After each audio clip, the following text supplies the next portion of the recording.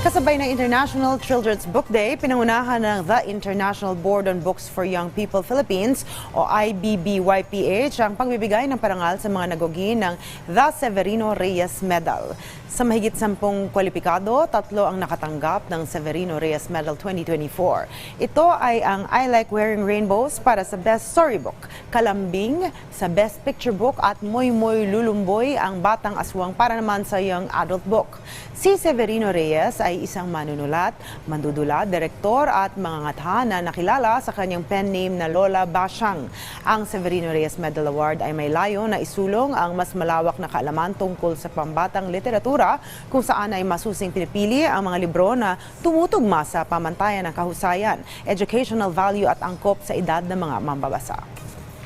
What we are trying to do now is to entice the young generation to love books again. Hopefully, with this award that they started, they will bring out more relevant books for the young generation, which is the generation Alpha.